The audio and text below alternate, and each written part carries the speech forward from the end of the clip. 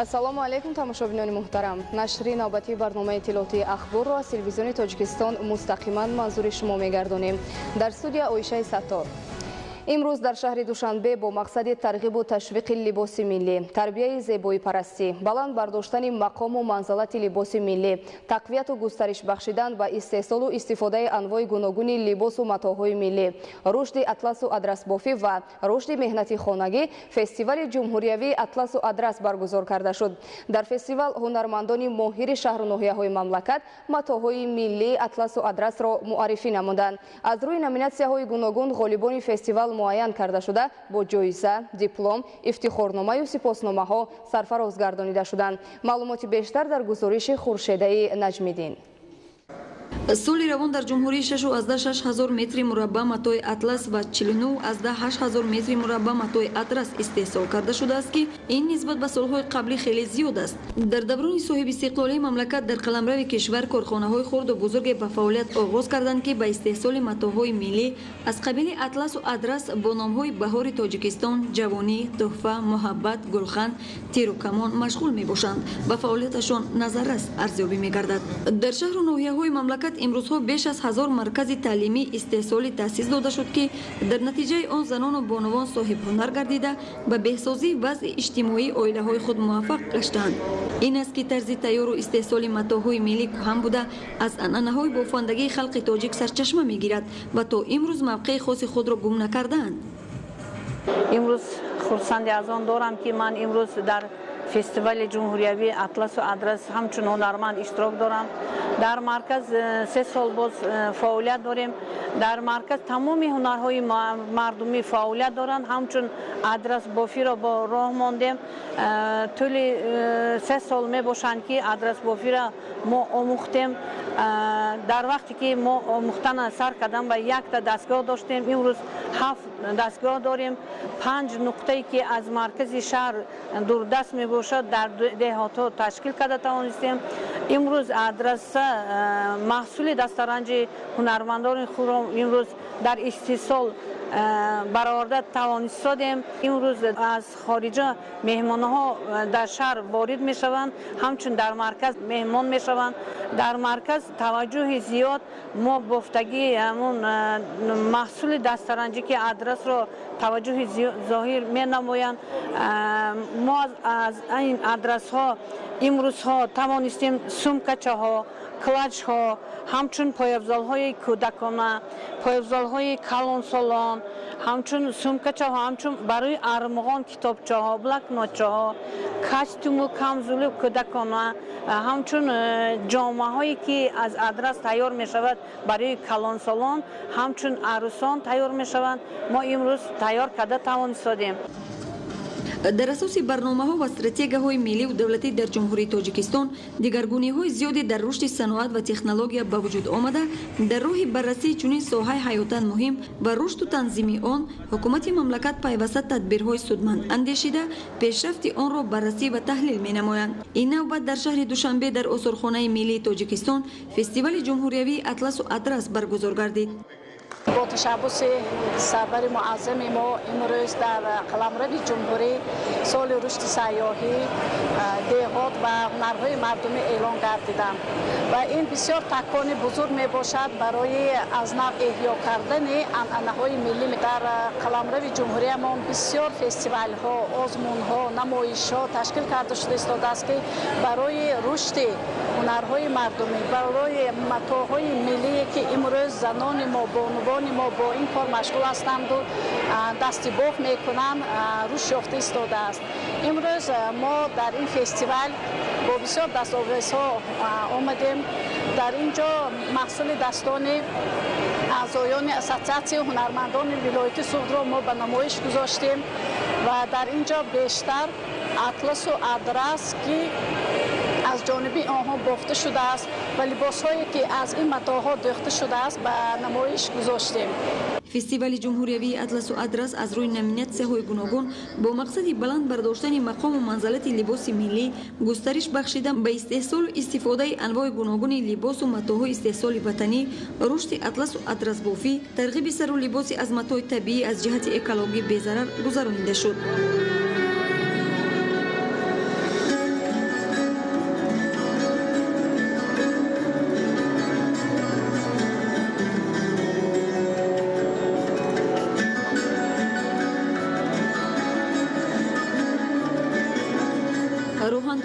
тадбир дар самти рушд ва эҳёи ҳунарҳои мардумӣ, муҳайё гардидани ҷойҳои нави корӣ барои занону духтарони хонанишин ва зиёд намудани ҳаҷми истеҳсоли маҳсулоти дастӣ дар мамлакат нақши калидӣ дорад.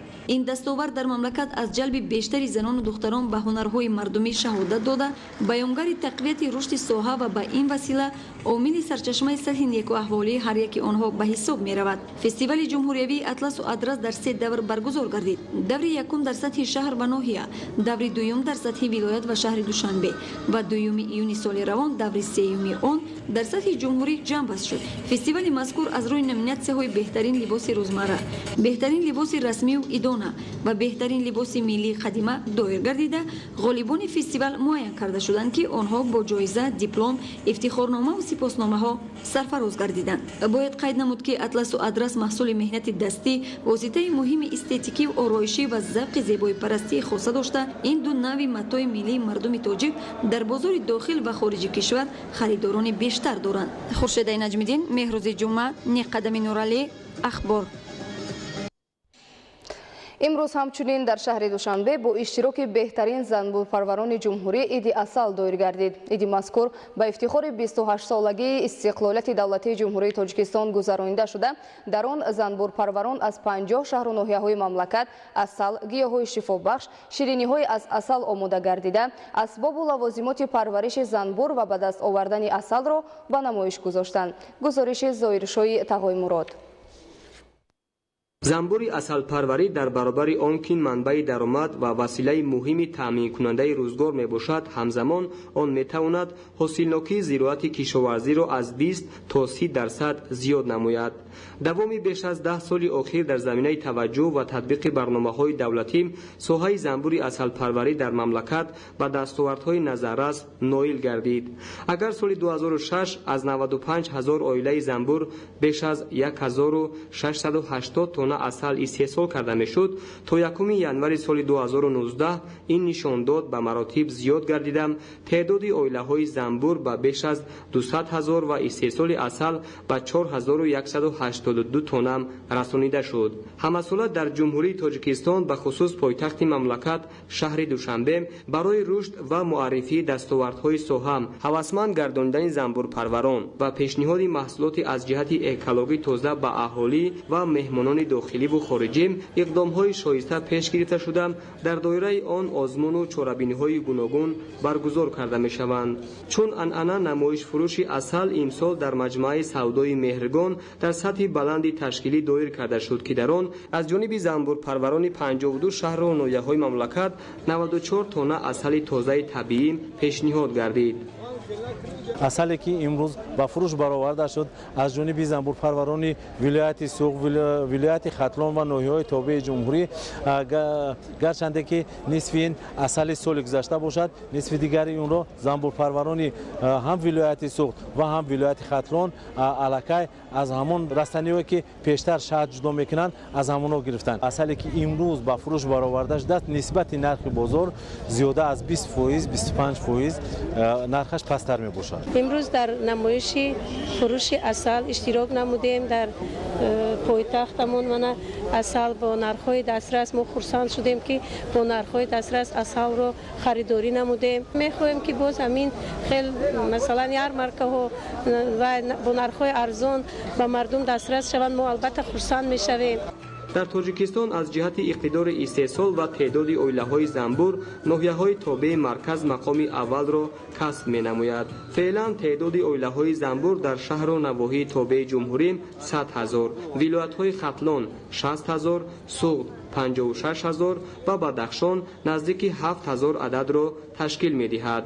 امروز باعث خرسندی است که من رو همچون زن بهترین زنبورپرور با عید عسل دعوت کردند. امروز در دهه ویشب 17 زن رو همچون زنبورپرور عائله زنبور تقسیم کرده صاحب جای کار کردند که این بلند برداشتن سطح زندگی مردم در دهات است و امروز باعث افتخار است که ما زنها زنبور پرور هستیم.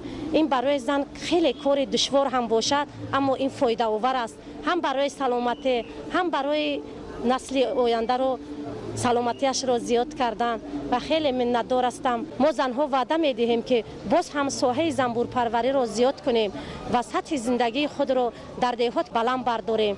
намоиш фурӯши асал бо ибтикори вазорати кишоварзии ҷумҳурии тоҷикистон дар якҷоягӣ бо мақомоти иҷроияи ҳокимияти давлатии шаҳри душанбе доир гардида ҳадаф пеш аз ҳама муаррифии дастовардҳои соҳа ва пешниҳоди асали тозаи ватанӣ бо нархи арзону дастрас ба аҳолӣ ва меҳмонони дохилию хориҷӣ мебошад. мо имрӯз аз ноҳияи ҷалолиддин балхӣ ба пойтахт аз се ҷамоати калилин маданият ва халивар 300-400 кило асал овардем. мақсади мо занбурпарварони ноҳияи ҷалолиддин балхӣ ба пойтахт асал дастрас кардани арзонӣ. имсол занбурпарварони ноҳияи ҷалолиддин балхӣ дар он мақсад аст ки аз ҳамин ҳосили гирифтаи занбур бар пойтахт мақсад бисёр ворид кунанд, арзонӣ шавад. дар ҳудуди ноҳияи ҷалолиддин балхӣ нисбат ба 2018 имсол 600 оила занбур зиёд шуд. порина 2338 хути занбур дар ҳамин ҳудуди ноҳияи ҷалолиддин балхӣ буд. имсол ба 3000 хути занбурпарварон расонда шуд. имсол дар соли оянда мақсад дорем ки ман оилаи порина оилаи занбурпарвари мо ба 40 оила буд. аз 40 оила яктон гирифтем. имсол ба 200 хути занбур расондем. дар оянда мақсад дорем ки ба 300-400 хути занбур ки даромади занбур бисёр хуб аст ва аз ҳамун гарди гуле ки занбур истеҳсол мекунад дар як сол 22 килограмм истеҳсол мекунад. асали занбур бисёр фоидаовар аст ба бисёри касалиҳо аз ҷумла гурда, ҷигар, дил ва тамоми узви одаме ки мақсад дардманд аст. асал шифобахш аст. соҳаи кишоварзӣ дар солҳои охир хеле рушд ёфта истодааст. имрӯз аз сайри Истаравша мо дар ярмарка фурӯши асал зиёда аз 4 тонна асали маҳаллиро барои фурӯш ва барои намоиш пешкаши мардуми пойтахти кишваромон карда истодем. ҳар сол дар шаҳри Истаравшан аз 200 то 250 тонна асал истеҳсол карда мешавад. агар соли 2018 дар ҷумҳурии тоҷикистон истеҳсоли асал 4117 тоннаро ташкил дода бошад, ин рақам ба ҳолати 1 январи соли 2019 ба 4182 тонна расидааст ки зиёдшавӣ 28.3 тоннаро нишон медиҳад. 93% тоҷикистонро кӯҳҳо ташкил дода дар он аз 3 то 5500 намуд растанӣ мерӯяд. захираҳои бузурги табиӣ, чашмаву рудҳо, растаниҳои гарддиҳанда ва шаҳдҷудокунандаи ҷумҳурӣ барои рушди соҳаи занбури асалпарварӣ мувофиқ аст ва дар сурати истифодаи пурраи имкониятҳои мавҷуда метавон дар ин самт ба дастовардҳои назаррас ноил гардид. зоиршоҳи тағоимурод Баҳодури Истам, Раҷабали Маҳмадалӣ барои барномаи иттилоотии ахбор. занбурпарварӣ дар шароити тоҷикистон яке аз бахшҳои сердаромади соҳаи кишоварзӣ ба шумор меравад. фароҳам будани захираҳои фарохи табиат, чашмаву рудҳои кӯҳӣ, миқдори зиёди дарахтон, растаниҳои гарддиҳанда ва шаҳдҷудокунандаи ҷумҳурӣ ки дар чарогоҳҳо васеъ паҳн гаштанд, олимон тақвиятдиҳандаи ҳарчи бештари соҳа маънӣ дод менамоянд. ҳикматулло Назарзода гузориш медиҳад. агар соли 2018 истеҳсоли асал дар ҷумҳурӣ 4117 тоннаро ташкил дода бошад, ин рақам ба ҳолати 1 январи соли 2019 ба 4182 тонна расидааст ки зиёдшавии 83 тоннаро нишон медиҳад. афзун гардидани оилаҳои занбури асал барои истеҳсоли бештари асали молӣ, муҳайё гаштани ҷойҳои навикорӣ ва баландбардоштани сатҳи зиндагии мардуми деҳот заминаи мусоид фароҳам овардааст. 120 оила занбур дорум инамҷа. ҳамин ба камиш 15 то 20 килоро ҳар сол ҳосил мегирем, кӯҳ мебарем. даҳуҷа агар ҳосил бо нақса шад, дубор ҳосил мегирем. ҳосилнокӣ агар ки бо нақса шад, мумкин 3 борам гирем. даврҳои пеш занбур камтар 3 бор мегирифтем. ҳозир ҳар сола 2 бор мегирем. мо аз ҳисоби ҳамин даромади асале ки посол гирифтем, ҳаминҷа кӯприка дар болои қишлоқ як кӯприки калони мошонгзар ва бекор шуда буд, кӯҳна шудагӣ гаштагӣ буд. аз ҳисоби даромади худмон таъмир кардем. парвариши занбури асал дар баробари он ки манбаи даромад ва василаи хуби таъминкунандаи рӯзгор мебошад, дар баробари ин ба ҳосилнокии зироатҳои кишоварзӣ низ таъсири мусбат мерасонад. агар мо дар табиат тамоми намуди агротехника гузаронем, леки гардолудкунӣ нагузорад, дар он ҷо на мева гирифта метавонем, на ягон намуди ҳосил гирифта наметавонем.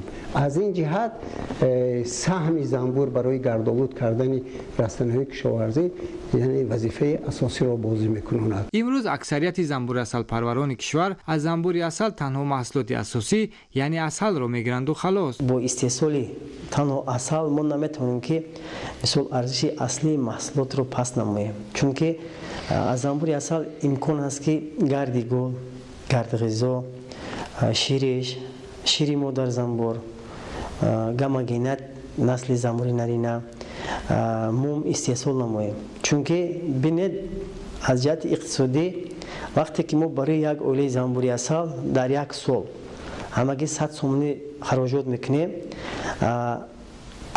اصلی محصولات استحصال کرده ما اگر تنها اصل باشد این علاقه ارزش اصلی اصل رو بلند میبرداره وقتی که ما در برابر اصل مثل گردی گل گرد غذا شیر مادر زنبور مثل شیرش موم استحصال میکنیم ارزش محصولات ما استحصال کرده رو به نهایت پس میکنه حالا که دیگر مواد فعال بیولوژی از زنبور خاصیت خوب شفایی داشته این گونه محصولات در صنعت طب به طور وسیع استفاده برده می شود خود اصل یک محصولاتی است که برای هضم کردن برای خون از نو جوان کناندن برای اشتها آوردن برای خواب خوشرو بردن خود اصل استفاده میبرن بغیر از اصل زنبور اصل دیگر محصولات های میتید مخصوصا اگر ما گردی گل رو گیریم گردی گل این پیلسه میگوید اگر همین ما گیریم برای از نو گشتره جوان کردن جگر رول از همه اساسی بازی میکنند اقلیم تاجیکستان برای انکشاف ساحه زنبور اصل پروری موافق ارزیابی کرده می شود زیرا آب و هوا گل و گیاه زراعت و درختان کشور را عالمان عامل اصلی بلند برداشتن ثمره ساحه می دانند سری وقت پورا کردن ذخیره خوراک در حالت خوبی بهداشتی نگاه داشتن اویله زنبور اصل پرورش ذات خوبی به کسلی ها تاباور و اجرای سری وقتی کارهای پیشگیری کننده بیماری ها از راههای دیگری رشد ساحه معنی داد می شود برنامه اطلاعاتی اخبار را ادامه می‌دهیم. تا یک ماه آخر با اشتراک ده‌ها نفر کارمندان تشکیلات مؤسسه و ساکنان در جماعت شهرک یاوان اقدام تازگی محل گذرانده شده موضع‌های استراحتی و فراغتی تازه و آزاده کرده می‌شوند. در دایره این اقدام نمودهای گوناگون گل و بوته‌های آرایشی شناخته شده است. گزارش خبرنگاران ما در جماعت شهرک یاوان طول هر هفته روزهای شنبه با اشتراک فعالانه کارمندان تشکیلات اداره‌ها تدبیرهای آبادانی صورت گرفته حدود شهرک کوچه و محله‌ها شفاف راه‌ها نزد بیناهای معموری و استخامتی و ساحل جوی و کانال‌ها تازه کرده می‌شود. تدبیر تازگی در دایره سال‌های رشد دهات سیاحی و هنرهای مردمی و 30 سالگی استقلالیت دولتی جمهوری تاجیکستان عملی کرده شده برای ساکنان شرایط مساعد استراحت و فراغت فراهم آورده می‌شود. با دایر کردن چنین چرابینی‌ها محیط زیست و موضع‌های استراحتی و فراغتی آباد و زیبا گردیده با این رو معرفت اکولوژی ساکنان بلند برداشته خواهد شد. امروز در ناحیه یاوان اویدی سازندگی آبادانی تازه و نگاه داشتن گرد و اطراف ناحیه یاوان امروز با دست از جمعانه بین کارخانه ها مؤسسه ها امروز تازگی دهات گذرانده ایستادیم. در مجموع تا 10,000 بخ گل و گلبوته شنانده شده است امروز در ناحیه یاوان. در حدود جماعت شهرک یاوان امسال صدها بخ نو و نمودهای گل و بوته ها شنانده شد که با سیمای آن حسن دیگر ارزم نمود. گل‌های آرایشی در موضع‌های استراحتی در اومدگاه شهرک و شفاف راه‌های اتومبیلگرد به نظر بسیار دلفریب بود خجل کننده است.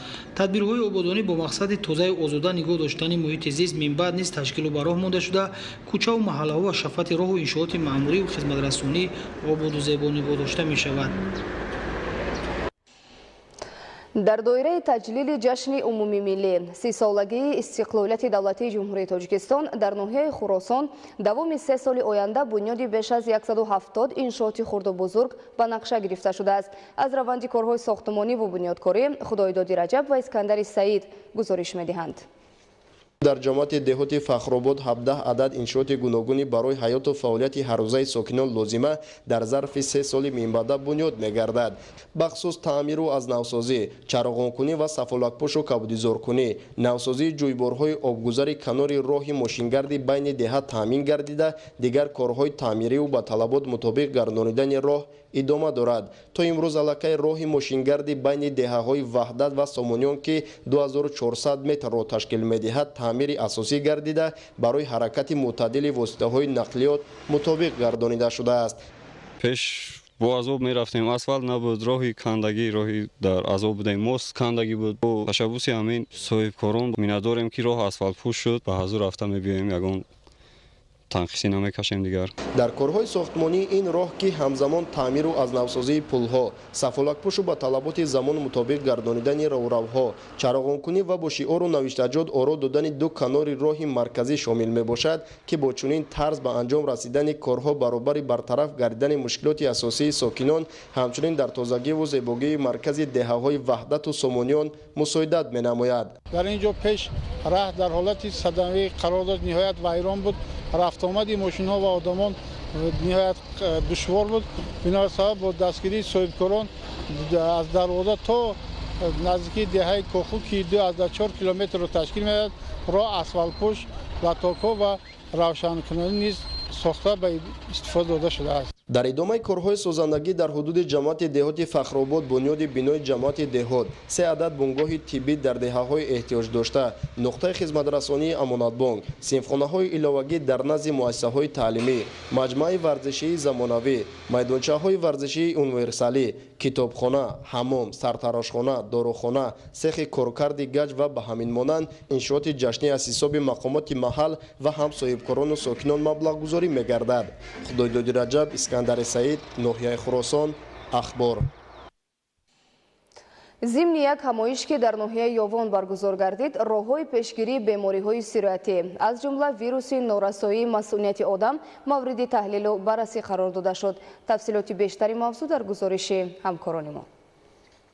дар шароити муосир дар баробари чандин мушкилоте ки ба рушди бонизоми ҷомеа таъсири манфӣ мерасонанд, паҳншавии бемориҳои сироятӣ боиси ташвишу нигаронӣ гаштааст.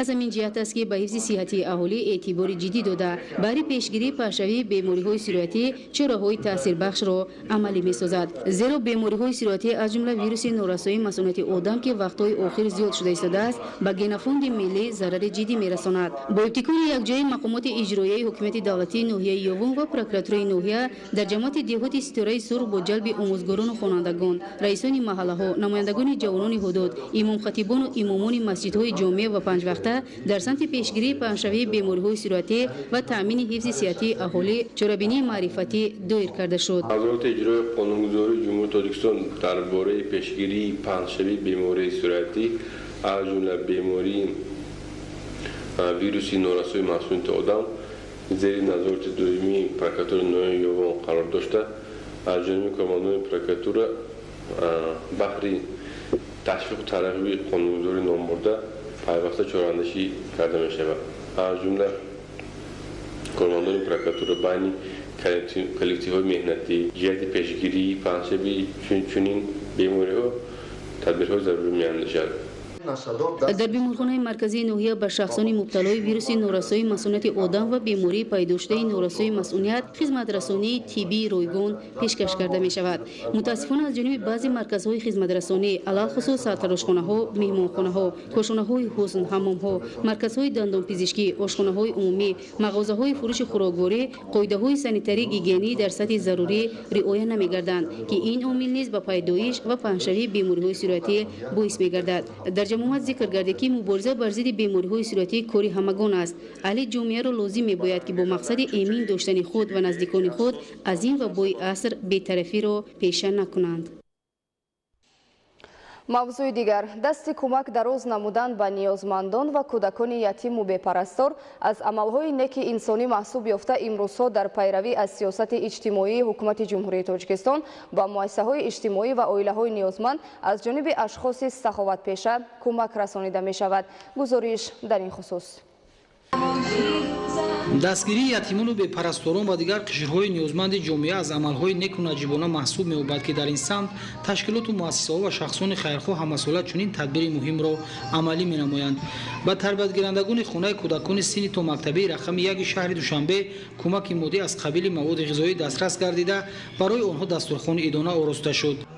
дар партави ҳидоятҳои асосгузори сулҳу ваҳдати миллӣ, пешвои миллат, президенти ҷумҳурии Тоҷикистон муҳтарам Эмомалӣ Раҳмон ба кӯдакон аҳамияти ҷиддӣ дода мешавад. зеро ояндаи мо, ҳастии мо аз онҳо мебошад. муассисаи мо зери таваҷҷӯҳи доимии раиси шаҳр муҳтарам Рустами Эмомалӣ қарор дорад. барои кӯдакон дастархони идона оростанд ва тӯҳфаҳо тақдим карда истоданд. иқдоми мазкур дар партави дастгириҳо ва ғамхории доимии роҳбарияти давлату ҳукумати мамлакат нисбат ба ятимону бепарасторон амалӣ карда шуда ҳамасола чунин кӯмаки хайрхоҳона ба тарбиятгирандагони хонаи кӯдакон расонида мешавад. дар хонаи кӯдакони мазкур бо дастгирии ҳукумати ҷумҳурии тоҷикистон шароити арзанда фароҳам оварда шуда тарбиятгирандагони он таҳти ғамхориҳои пайваста қарор доранд. дастгирӣ ва кӯмак ба бошандагони хонаи кӯдакон аз ҷониби сарпарасти он соҳибкор Умар Алиматов ҳамасола амалӣ гардида барои болидароҳии онҳо чорабиниҳои фарҳангӣ низ ташкилу бароҳ монда мешавад. ба ҳамаи тарбиятгирандагони хонаи кӯдакони синни то мактабии рақами 1 бозичаҳои гуногун тоҳфа карда шуд ки аз ин лутфу меҳрубонии шахсони хайрхоҳ онҳо шоду масрур гардиданд.